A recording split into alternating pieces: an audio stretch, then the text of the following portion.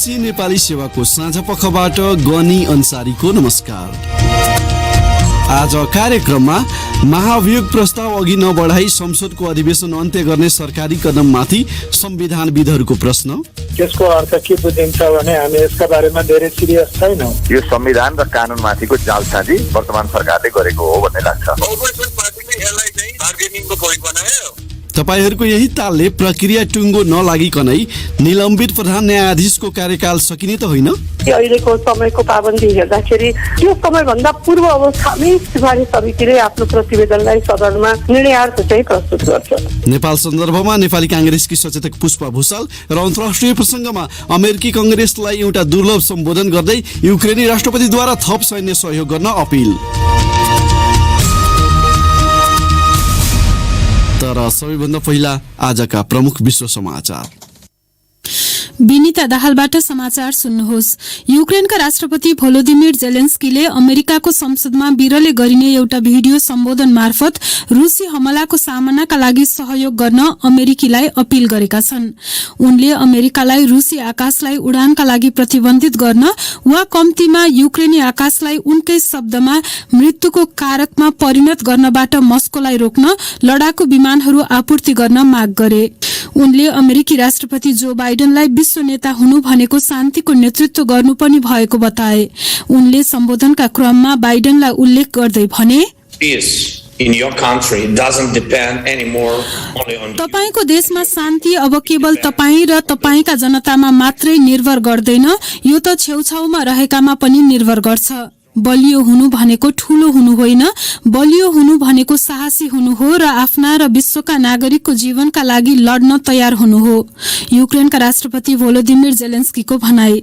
उनले अमेरिकीलाई हमला उनीहरूकै देशमा भइरहेको छ भने जसरी सोच्न पनि आह्वान गरे। उनले युक्रेनी स्वतन्त्रता विरुद्ध रुसले निर्मम हमला गरेको भन्दै अहिलेसम्मको लडाईँमा अमेरिकाले गरेको सहायताका लागि आफू आभारी रहेको बताए। युक्रेनमाथि रुसी फौजले हमला थालेको 3 साता पुग्दा रुसले राजधानी कियेभ र खार्किभमा नयाँ हमलाहरू गरेका छन्। राजधानी कियेभमा आपतकालीन सेवाले रुसले एउटा आवासीय भवनमा बमबारी गरेको जनाएको छ। राजधानीको उत्तर पश्चिम क्षेत्रमा धुवाँको मुस्लो बढ्दो रूपमा आकाशतिर उडिरहेको देख्न सकिन्छ। युक्रेनका एक वरिष्ठ अधिकारीले आफ्ना फौजहरूले हमलाको प्रतिकार गरिरहेको बताएका छन्। युक्रेनको दोस्रो ठूलो शहर खार्किभमा पनि भारी बमबारी भइरहेका छन्। 5 दिने भ्रमणका लागि युक्रेनको राजधानी कियेभ पुगेका अन्तर्राष्ट्रिय रेडक्रसका अध्यक्षले त्यहाँका मानिसहरूले सहयोगका निम्ति याचना गरिरहेको बताएका छन्। खास गरी मारियोपोलको स्थिति भयावह रहेको भन्दै उनले त्यहाँ सहायता सामग्री पुर्याउन नसकिएको र 10,000 मानिस अझै फसिरहेको बताए। अध्यक्ष पीटर माउसर भन्छन्, म आशा गर्छु कि हाम्रो सहायता कार्यमा वृद्धि हुनेछ। हामीले अन्तर्राष्ट्रिय मानवीयता सम्बन्धी कानून अन्तर्गतका केही गम्भीर मुद्दामा उल्लेख्य काम गर्न सक्ने मैले आशा गरेको छु। आईसीआरसीका अध्यक्ष पीटर माउसरको भनाई।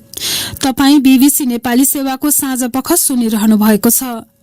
तेल उत्पादक खाडी देशहरूको भ्रमणका क्रममा ब्रिटिश प्रधानमन्त्री बोरिस जोन्सन संयुक्त अरब एमिरेट्स पुगेका छन्। भ्रमणमा निस्कनु अघि बोल्दै जोन्सनले रुसी ऊर्जामाथि पश्चिमा देशहरूको निर्भरता घटाउने प्रयासमा साउदी अरब र संयुक्त अरब एमिरेट्स महत्वपूर्ण साझेदार रहेको बताएका थिए। आबुधाबीमा उनले राजकुमार मोहम्मद बिन जायदसँग र रियादमा राजकुमार मोहम्मद बिन सलमानसँग भेटवार्ता गर्नेछन्। तर आलोचकहरूले पत्रकार जमाल खशोग्जीको हत्या गराएको आरोप लागेका मोहम्मद बिन सलमानसँग प्रधानमन्त्री जोन्सनले भेट्न नहुने तर्क गरेका छन्। प्योङयाङ नजिक एउटा उत्तर कोरियाली बलिस्टिक क्षेप्यास्त्रको प्रक्षेपण विफल भएको छ। प्रक्षेपण गरिएको केही क्षणमै क्षेप्यास्त्र विस्फोट भएको विवरणमा जनाइएको छ। र कोभिडबाट दिनहुँ जसो सयौं मानिसको ज्यान जान थालेपछि हङकङमा शव राख्ने बाकसको अभाव हुन थालेको छ। अभावसँगै त्यहाँका अधिकारीहरूले मुख्य भूभाग चीनबाट शव बाकस मगाउनु परेको छ। बुधबार थप करिब 300 व्यक्तिको कोभिडबाट ज्यान गएको छ। शव गृहमा ठाउँको अभाव भएपछि शवहरू फ्रिज जडित कन्टेनरमा राखिएका छन्। महामारी रोक्न यसअघि सफल देखिएको हङकङ अहिले आएर संक्रमणको ठूलो लहरबाट गुज्रिरहेको छ। त्यहाँ कोभिडबाट ज्यान गुमाउनेहरूको संख्या मुख्य भूभाग चीनको भन्दा बढ़ी भएको छ। यो बीबीसी नेपाली सेवा हो।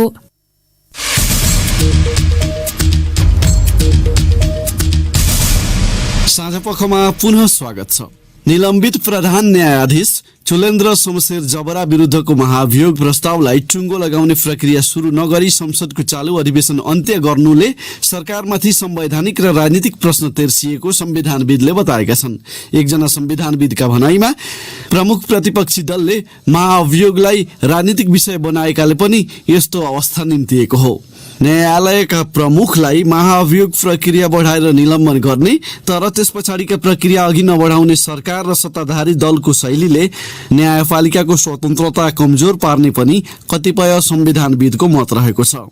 साथै विष्णु पोखरेलले तयार पारेको यो रिपोर्ट सुनौ। अहिलेको अवस्थाले अभियोग लागेका व्यक्तिले निलम्बनमै उन्मुक्ति पाउने वा उनी बदनाम मात्र हुने अवस्था निम्तिएको भन्दै संविधानविदहरूले त्यसप्रति चिन्ता व्यक्त गरेका छन्। राणा विरुद्धको महाअभियोग प्रस्तावमाथि बुधबारबाट प्रतिनिधि सभामा छलफल हुने भनिएको थियो, तर सरकारले मंगलबार मध्यरातबाटै दुवै सदनको चालू अधिवेशन अन्त्यको निर्णय गरेको हो। त्यसले गर्दा संसदको महाअभियोग समितिमा समेत प्रस्ताव पुग्न नपाएकाले अब उक्त विषय अलपत्र पर्ने अवस्था बनेको जानकारहरूले बताएका छन्। गठबन्धन सरकारमा सहभागी नेपाली कांग्रेस, नेकपा माओवादी केन्द्र र एकीकृत समाजवादी पार्टीका सांसदहरूले गत फागुन 1 गते राणा विरुद्ध महाभियोग प्रस्ताव दर्ता गराएका थिए। उक्त प्रस्तावलाई फागुन 29 गते संसदमा प्रस्तुत गरिएको थियो र संसदले संविधान अनुसार महाभियोग समिति पनि गठन गरिसकेको छ। तर बुधबारदेखि उक्त महाभियोगबारे संसदमा छलफल शुरू हुनु अघि नै सरकारले संसदको अधिवेशन अन्त्य गरिदिएपछि उक्त विषय लम्बिने भएको छ। संविधानविद विपिन अधिकारी उक्त प्रस्तावलाई महाअभियोग समितिमा समेत नपठाई संसद अधिवेशन अन्त्य गर्नुले प्रस्ताव दर्ता गराउनेहरू त्यसमा गम्भीर छैनन् भने देखाएको बताउँछन्। अहिलेको जुन प्रधान न्यायाधीशसँग सम्बन्धित विषय छ त्यो ठूलो विषय हो र मलाई लाग्दछ उहाँ विरुद्ध आएका अधिकांश चार्जहरू सही चार्जहरू देखिन्छन् त संसदले अधिकार क्षेत्र ग्रहण गर्नुपर्ने अवस्था थियो। तर अब जुन रूपमा यो दर्ता चलानीमा ल्याएर सुरुमा थन्क्याउने त्यसपछि बल्ल बल्ल संसदमा पुर्याउने प्रतिनिधि सभामा, तर पुर्याउने बित्तिकै प्रतिनिधि सभा स्थगन गर्ने हो भने त्यसको अर्थ के बुझिन्छ भने हामी यसका बारेमा धेरै सिरियस छैनौं। उनी संसदमा 2 दिन मात्र छलफल भएर त्यसलाई समितिमा पठाइएको भए पनि अवस्था फरक हुन सक्ने बताउँछन्। तर अहिलेको अवस्थाले केवल निलम्बन मात्र गर्न महाअभियोग दर्ता गरेको जस्तो देखिएको उनी बताउँछन्। अधिकारीका भनाइमा जबरामाथि जस्ता अभियोग लगाइएका छन् ती अभियोगलाई निलम्बन मात्र गरेर उन्मुक्ति दिन मिल्दैन। अहिलेको अवस्थाले संविधानले परिकल्पना गरेको महाअभियोगको आशयलाई नै अपव्याख्या गर्ने खतरा बढेको उनी ठान्छन्। वैशाखमा शुरू हुने संसदको अधिवेशन बजेट अधिवेशन भएकाले त्यसमा महाअभियोगका लागि पर्याप्त समय नपुग्ने अवस्था रहेको उनी बताउँछन्। त्यसले गर्दा महाअभियोग अल्पत्र पर्ने जस्तो देखिन्छ, किनकि आगामी मङ्सिरमा संसदीय निर्वाचन गर्नुपर्ने हुन्छ। संवैधानिक कानूनका अर्का जानकार पूर्णमान साक्यको भिन्न मत छ।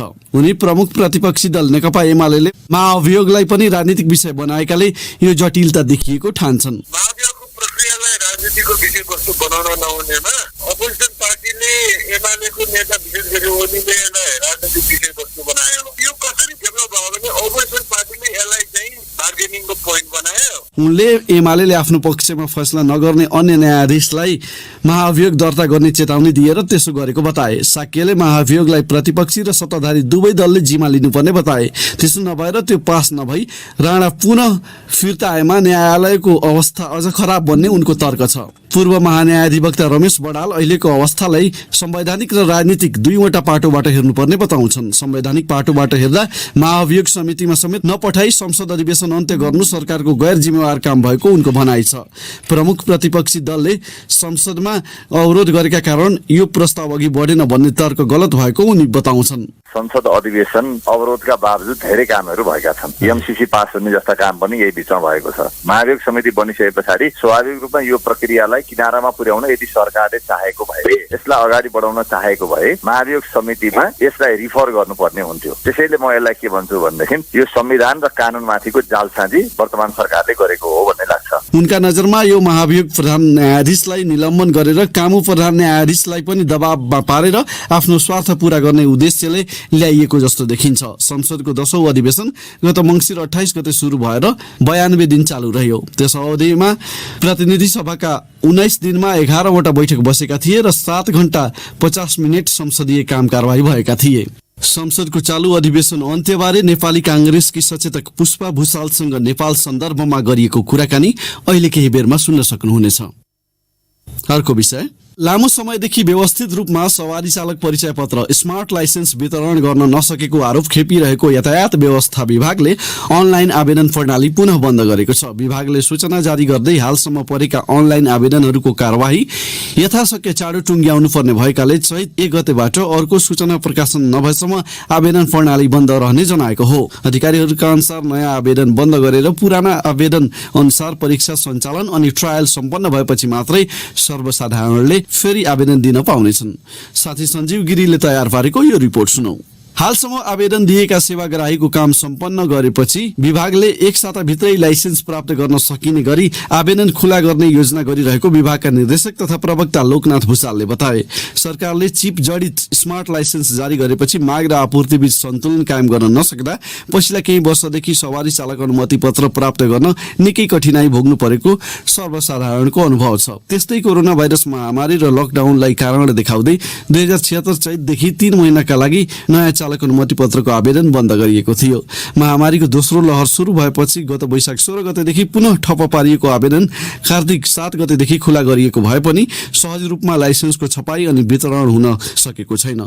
भुसालका अनुसार देशका सबै यातायात कार्यालय गरी हाल 3 देखि 4 लाख आवेदकको काम सम्पन्न गर्नुपर्ने अवस्था छ।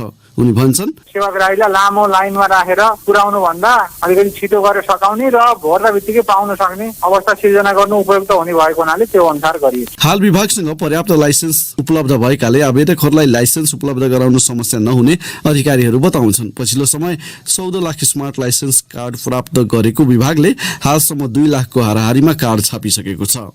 लाइसेन्स प्राप्त गर्नका लागि योग्य ठहर भएका सर्वसाधारणले पहिले 1 वर्षका लागि परीक्षणकालीन कार्ड प्राप्त गर्ने हुँदा पनि स्मार्ट लाइसेन्सको अभाव नहुने ठानिएको छ। अधिकारीहरूका अनुसार हाल बाँकी रहेको काम सम्पन्न गर्न 1-2 महिना लाग्ने अवस्था छ। त्यसको अर्थ आगामी जेठ महिनामा आवेदन खुल्छ त भन्ने प्रश्नमा प्रवक्ता भुसालले भने, जेठै त हुन सकिँदैन, गर्दै जाँदाखेरि कहिलेसम्म हुन्छ हामीले चाहिँ गर्दै जाने हो, राम्रो गर्ने हो, त्यति नै हो। अब हाम्रो ब्याकलग क्लियर हुन कति अलिकति टाइम लाग्ला, 1.5-2 महिनापछि फेरि खुल्ला। त्यसपछि भने सर्वसाधारणले आवेदन दिएको 1 सातादेखि 10 दिनभित्र लिखित अनि प्रयोगात्मक परीक्षा सम्पन्न गरेर सबै प्रक्रिया टुङ्गिने गरी व्यवस्था गर्न लागि विभागको भनाइ छ। तर उक्त भनाइ अनुसार काम गर्ने ठोस आधार के हुन् भन्ने प्रश्नको स्पष्ट जवाफ भने अधिकारीहरूसँग छैन। हालका लागि अनलाइन आवेदन बन्द गरिएको भए पनि विदेश जान वा आपतकालीन रूपमा लाइसेन्स प्राप्त गर्नुपर्ने बाध्यता रहेकाहरूका लागि भने सेवा उपलब्ध गराइने अधिकारीहरूले बताएका छन्। अब सुनौ तपाईहरूबाटै प्राप्त प्रतिक्रिया साथीहरू विनिता दाहाल र रमा पराजुलीबाट। प्रधान न्यायाधीशमाथिको महाभियोग प्रस्ताव टुङ्गो नलगाई र महत्त्वपूर्ण विधेयकहरू थाती राख्दै संसद अधिवेशन अन्त्य गरिएको छ। यसप्रति तपाईको धारणा के छ भनेर सामाजिक सञ्जाल फेसबुक र ट्विटरमा हामीले राखेको प्रश्नमा थुप्रै प्रतिक्रिया प्राप्त भएका छन्। तीमध्ये केहीलाई हामी यहाँ प्रस्तुत गर्दैछौँ। छवि रमण अधिकारी लेख्छन्, कमसे कम प्रक्रिया अघि बढाई निष्कर्षमा पुर्याएर मात्र संसदको अधिवेशन अन्त्य गर्नु पर्थ्यो। नेपालको संसद होस् वा अदालत दुवैमा राजनीतिक दाउपेचका आधारमा मुद्दालाई प्रभावित पार्ने गरी चलखेल हुने गरेको देखियो। गोविन्द पौडेलको धारणा छ, सत्ता गठबन्धनको कुटिल चाल हो यो। यसले खराब प्रयोजनमा प्रयोग गर्ने स्थिति सधैँका लागि बस्ने देखियो। एमलालले लेखेका छन्, हाम्रो देशको बागडोर सम्हाल्ने व्यक्तिहरू हरेक कर्ममा पार्टीगत फाइदा बेफाइदा हेरेर काम गर्छन्। हात्तीको देखाउने र चपाउने दाँत अलग अलग भने जस्तै त भयो नि। भरत भुसाल लेख्छन्, नेपालमा राजनीतिक दलहरू कतिसम्म गैर जिम्मेवार छन् भन्ने कुराको भद्दा नमुना यही हो। आफूलाई संसदीय लोकतन्त्रको हिमायती ठान्नेहरूले अब यस विषयलाई आफू अनुकूल व्याख्या गर्दछन्, त्यो भने अझै हेर्न बाँकी छ।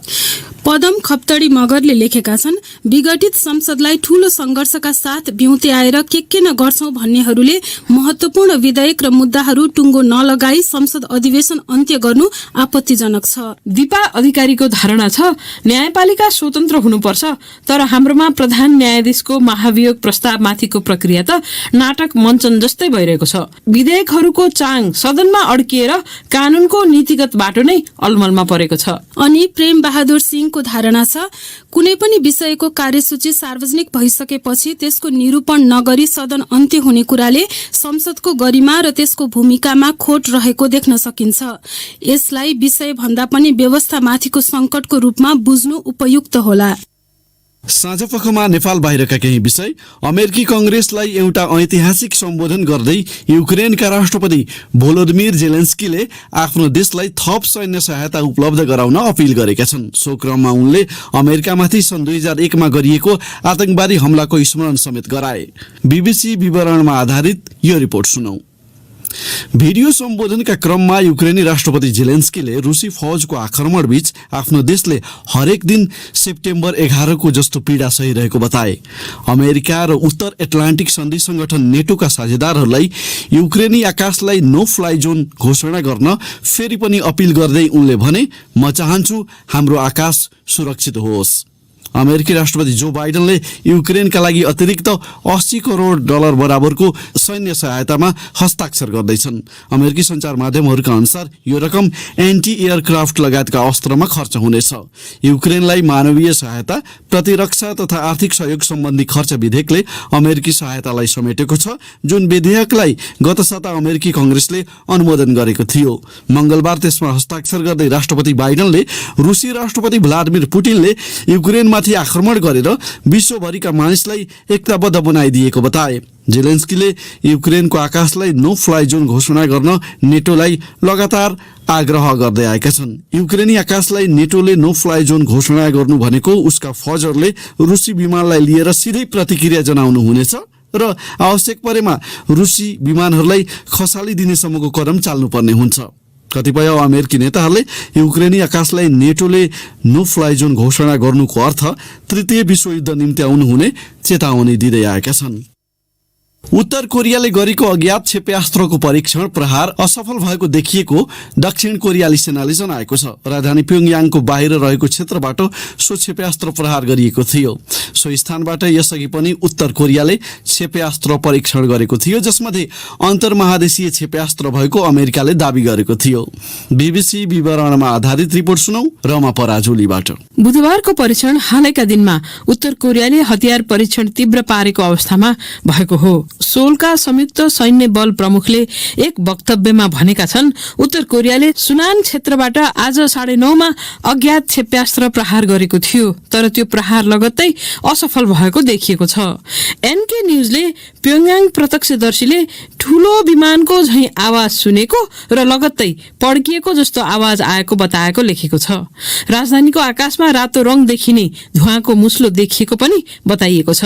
एनके न्यूजसँग विज्ञ अंकित पाण्डाले अहिलेको परीक्षणको दृश्य पनि असफलताको जस्तै देखिएको बताउँदै रातो खालको पहेँलो धुवाँ तरल इन्धनको हुने र त्यो मानिसका लागि विषालु हुने बताएका छन्। उत्तर कोरियाले यो वर्ष मात्रै 9 पटक हतियार परीक्षण गरेको छ।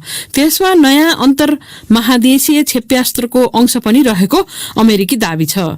अमेरिकाले उत्तर कोरियाले त्यसलाई अन्तर महादेशीय क्षेप्यास्त्रको पूर्ण परीक्षण अघि आंशिक प्रयोगात्मक परीक्षण हुन सक्ने बताएको छ। कम्तीमा 5500 किलोमिटर दूरीको क्षमता भएको अन्तर्राष्ट्रिय अन्तर महादेशीय क्षेप्यास्त्र उत्तर कोरियाबाट अमेरिकासम्म पुग्न सक्छ र त्यसले पारमाणविक अस्त्र बोक्न सक्छ। संयुक्त राष्ट्र संघले उत्तर कोरियालाई लामो दूरी र पारमाणविक हतियार परीक्षण गर्न प्रतिबन्ध लगाएको छ। अमेरिकी पूर्व राष्ट्रपति डोनाल्ड ट्रम्पसँगको वार्तापछि उत्तर कोरियाले त्यस्ता परीक्षण रोकेको थियो, तर सन् 2020 मा किम जङ उनले ती प्रतिबद्धताको अर्थ नरहेको बताएका थिए। आज बुधबार। अब प्रस्तुत छ साप्ताहिक नेपाल सन्दर्भ।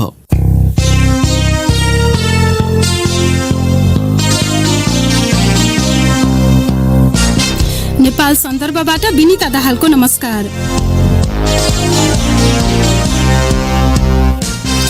प्रधान न्यायाधीश चोलेन्द्र शमशेर जबरा विरुद्ध संसदमा दर्ता भएको महाभियोग प्रस्ताव 1 महिना बित्दा समेत छलफल हुन नपाउँदै सरकारले संसदको हिउँदे अधिवेशन अन्त्य गरेको छ। छलफल हुनका लागि सम्भावित कार्यसूचीमा रहेको अघिल्लो दिन सरकारले संसद अधिवेशन अन्त्य गर्दा महाभियोग जस्तो गम्भीर विषयलाई सत्तारूढ दलहरूले हल्का रूपमा लिएको देखिएको संविधान तथा कानूनका जानकारले बताइरहेका छन्। गठन भइसकेको महाभियोग सिफारिस समितिलाई अध्ययनका लागि जिम्मा दिनु अघि नै संसदको कामकाज रोकिएपछि महाभियोग प्रस्ताव अलपत्रमा परेको देखिएको छ। यसले प्रधान न्यायाधीशलाई केवल निलम्बन गर्नका लागि मात्रै प्रस्ताव ल्याएको देखिएको र स्वतन्त्र न्यायपालिकाको मर्ममा दीर्घकालीन क्षति पुर्याउने विश्लेषण भइरहेका छन्। यसै सन्दर्भमा प्रधान न्यायाधीश राणा विरुद्ध महाभियोगकी एक प्रस्तावक समेत रहेकी कांग्रेस सचेतक पुष्पा भुषालसँग हामीले साप्ताहिक नेपाल सन्दर्भका लागि कुराकानी गरेका छौं।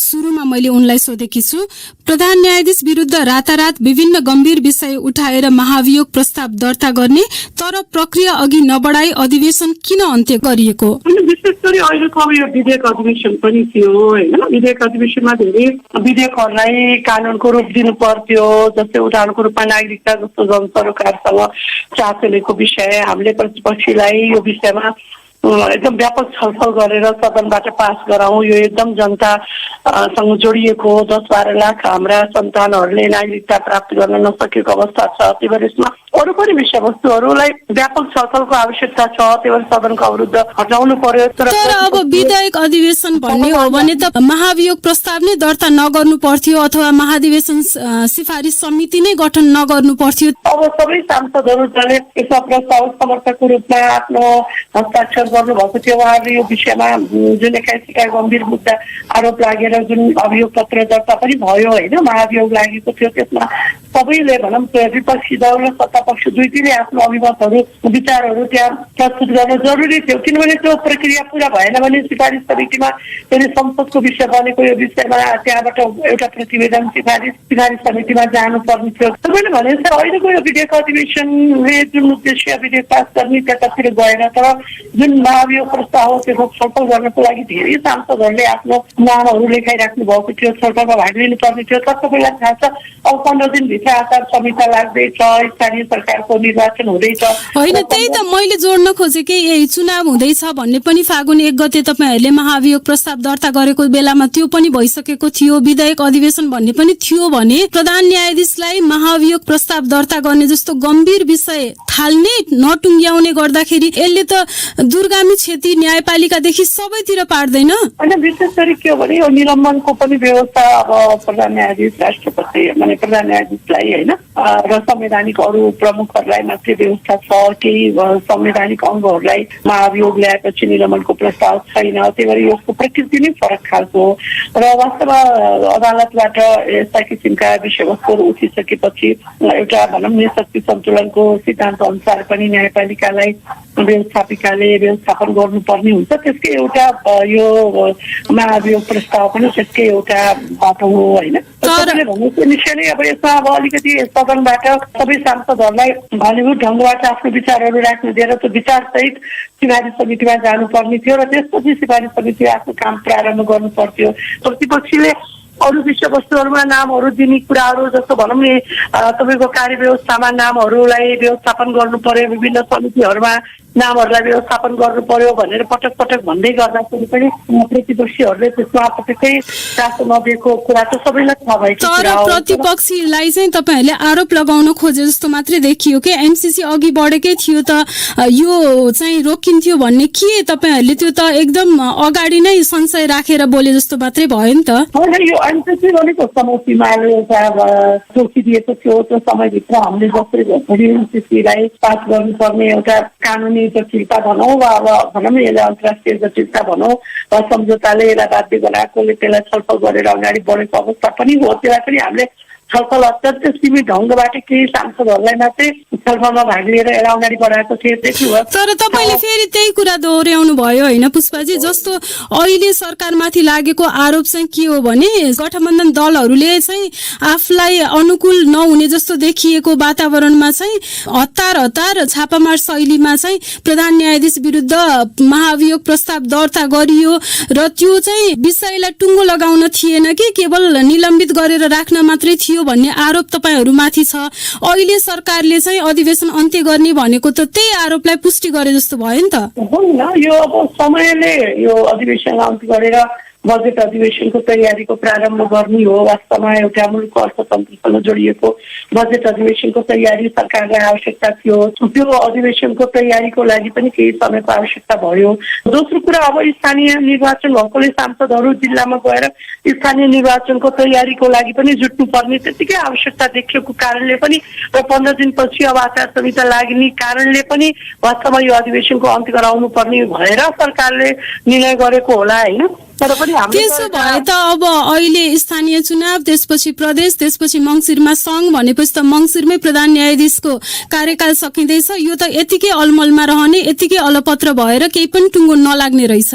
होइन, यो यस्तो हो, यसलाई कसरी लिउँ भने हामीले महाभियोग पत्र लागिसकेपछि जुन 21 बुधे अभियोग पत्र लागेको छ, आरोप पत्र लागेको छ, त्यसको बारेमा अनुसन्धान गर्नको लागि र त्यसको बारेमा केही न केही निष्कर्षमा पुग्ने त आउने अधिवेशनले त निष्कर्षमा पुग्छ होइन। त्यसमा त कुनै शङ्का गर्नुपर्ने अवस्थाको सृजना होला जस्तो हामीलाई लाग्दैन। तर पनि तपाईँले भने जस्तै अब आउने अर्को चुनावसम्म यो महाभियोगको कार्यविधिलाई तन्काएर लिएर जाने भन्ने जुन तपाईँले एउटा भनौँ नि आशंका वा प्रश्न चिन्ह खडा गर्नुभएको थियो त्यो होइन। अब यो जेठको पहिलो हप्तामै बजेट अधिवेशन प्रारम्भ भएपछि बजेट सँगसँगै यसको छलफल पनि अगाडि बढ्छ र महत्त्वपूर्ण कुरा के हो भने जुन महाभियोगमा लेखिएका कुराहरूको अनुसन्धानको प्रक्रियाहरू अगाडि बढेर त्यसलाई पुष्टि गर्नुपर्ने कर्तव्य पनि त हो नि महाभियोग। तर अब अहिले विधायक अधिवेशन भन्नुभयो, त्यो बेला बजेट अधिवेशन भन्नु होला, अनि अब सिफारिस समितिले काम गर्ने नपाउला, त्यो त धेरै सम्भावना देखियो नि त। समय हेर्दै जाँदाखेरि हामीले अब यो बजेट अधिवेशनको प्रारम्भमा केही दिन 10-12 दिन 15 दिन बजेटको बारेमा छलफल हुन्छ। त एउटा समय सीमाले जेठ 15 भित्र बजेट ल्याउनु पर्ने भन्ने संवैधानिक व्यवस्था भएको कारणले पनि बजेटको होला।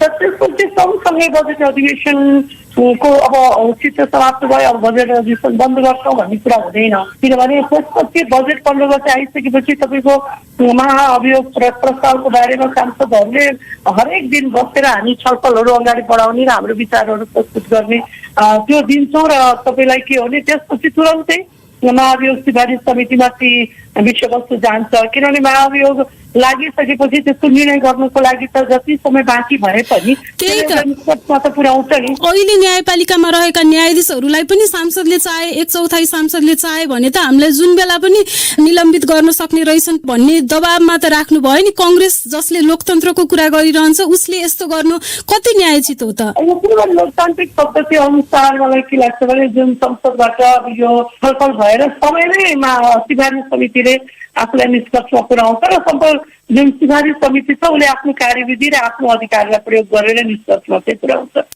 यो भन्दा अघिल्लो सरकारले संसद विघटन गर्दाखेरि चाहिँ यसलाई पुनर्स्थापना गर्नुपर्छ भनेर तपाईहरुले त्यति धेरै आवाजहरू उठाउनु भयो, पुनर्स्थापित पनि भयो अदालतको आदेशबाट। तर यसले अब कानून निर्माणमै पनि खास गर्न नसकिएको देखियो नि हैन? तपाईहरुले जति भन्नुभएको थियो त्यति गरेर त देखाउन सक्नु भएन नि पुनर्स्थापना भइसकेपछि पनि। तपाईले ठिकै भन्नुभयो, पुनर्स्थापना भएपछि अब अहिले विपक्षी दलले लगभग 187 दिन भन्दा बढी दिन संसद अवरुद्ध गर्यो र त्यसमा त्यो त जहिले पनि सरकारमा बस्दा प्रतिपक्षलाई दोष लगाउने जस्तो मात्रै जवाफ जस्तो भयो नि। त्यो त दोष हैन, त उसको अधिकार हो र त्यो उसको कर्तव्य पनि हो, दायित्व पनि हो, भूमिका पनि हो। त्यो मलाई के लाग्छ भने प्रतिपक्षले आफ्नो अधिकारलाई, आफ्नो भूमिकालाई, अवसरलाई गुमाएको भन्ने हामीले अनुभूति गरिरहेको छ। अब अन्तिममा महाभियोगको प्रक्रिया टुङ्गो नलागी निलम्बित प्रधान न्यायाधीशको कार्यकाल सकिने सम्भावना तपाईँ कति देख्नुहुन्छ? तपाईँलाई एउटा के विश्वास दिलाउँछ भने यो सिफारिस समितिले यसको अनुसन्धानको प्रक्रिया अगाडि थाल्नेछ र समय सीमाभित्र प्रधान न्यायाधीशको पदावधि सकिनु पछि मात्रै यो काम अगाडि बढ्छ। तर मलाई चाहिँ अहिलेको समयको पाबन्दी हेर्दाखेरि त्यो समयभन्दा पूर्व अवस्थामै सिफारिस समितिले आफ्नो प्रतिवेदनलाई सदनमा निर्णयार्थ चाहिँ प्रस्तुत गर्छ। उनी थिइन् महाभियोगकी एक प्रस्तावक समेत रहेकी कांग्रेस सचेतक पुष्पा भुसाल। हवस् त नेपाल सन्दर्भ आजलाई यति नै। नेपाल सन्दर्भ प्रस्तुत गर्दै थिइन् साथी विनिता दाहाल।